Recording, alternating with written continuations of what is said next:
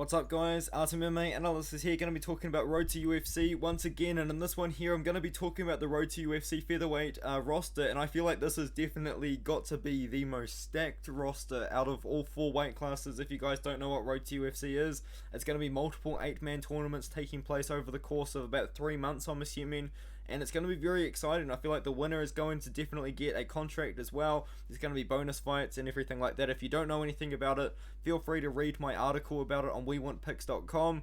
But moving on, man, before we get into it, I do have a little disclaimer, and it is regarding the weight classes. Artem MMA Analysis list of Road to UFC fighters may be slightly inaccurate. Some weight classes may be slightly incorrect. For example, Top Noi is listed as a flyweight, even though most of his fights are at 130 pounds. I did the best with the information I had to put the 8 fighters in each weight classes, because they're 8-man tournaments. Some of them that they were listed on Tapology, there were like 9 in like featherweight at 1.7 in bantamweight, so I had to kind of find which guy was more likely to be fighting in bantamweight. So maybe the list is slightly inaccurate, but I do feel like it is accurate for the most part. The first fighter is Jun Young Hung, who is 11-6. Kosuke Sasu, who is 9-1-1. Bin Z, who is 8-3. Kailu, who is 7-3. Asakurabai, who is 28-9. Kira Mawali, who is 26-10. Wuli Jibaran, who is 20-8. And Zha Yi, who is 18-3. Now let's just look straight through these guys. Jun Young Hung is from South Korea, and he is going to be obviously in the featherweight division. He's on a little bit of a 2-fight win streak here. He did draw with Sang Wong Kim recently, but then he did end up doctor stoppaging win over him in the first round. I can't speak English, unfortunately, and before that he has been fighting alright competition. He has been losing to some pretty good levels of competition, like Azibek, who was 15-7, and Sung Bin Jo, who was 8-0 at the time.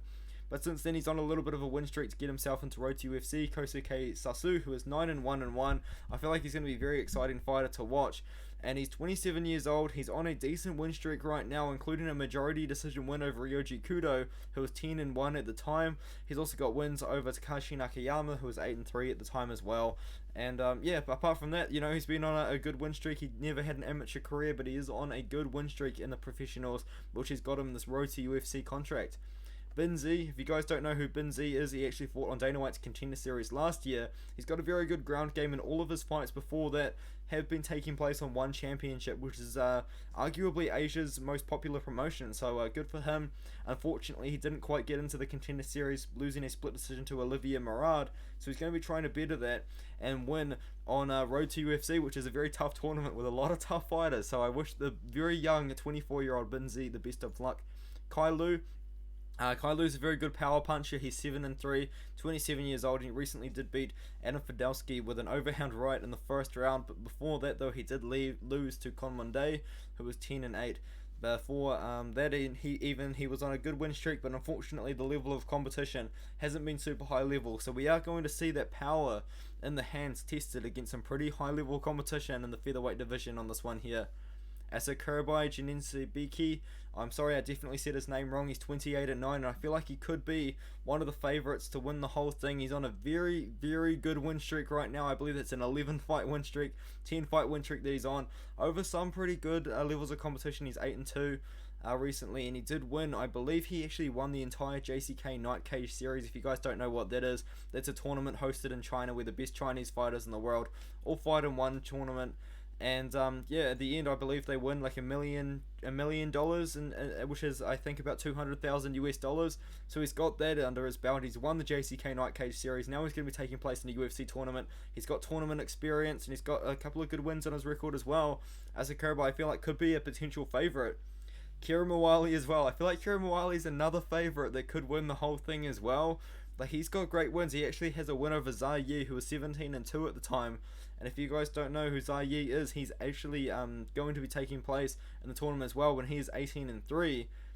But yeah, Zha Yi, he's also got a win over Wuli Jibaran, who is also taking place in the tournament. So Kira Mawali already has wins over 2 of these guys already, and 2 of the favourites to win the whole tournament, I believe, as well. So Kira Mawali is definitely another guy to look out for. He's got some great wins on his record as well. 15-4 win there. Win over Zha Yi, who's also won the tournament. Win over Wuli Jibaran, who was also in the tournament as well.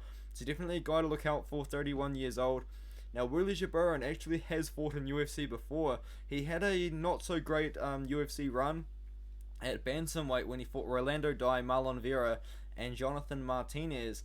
And he went 0-3 in his UFC run, but since then he has kind of bounced back and he's gone 4-1 with his one loss coming to Kieran Mawali, who is taking place, and I feel like he's definitely going to be one of the favourites to win the whole thing. He's already got UFC experience. I feel like Rudy Jabern potentially is a guy to keep your eye on, and he potentially could also be a favourite to win the whole thing as well. Keep your eye on Rudy Jabern. He's got UFC experience already. Definitely someone to have a look at. Now, Zagi, I feel like potentially could be another favourite to win the whole thing. He's got a great 18-3 record and with one loss coming too. Kieran Mawali, who was also, as I said, a favourite to win the whole thing. He got knocked out by him 11 seconds into the second round. Unfortunately, that sort of thing does happen. But prior to that, though, he did have a couple of losses to some great guys, some not so great guys. But since then, he has bounced back with a decent win streak.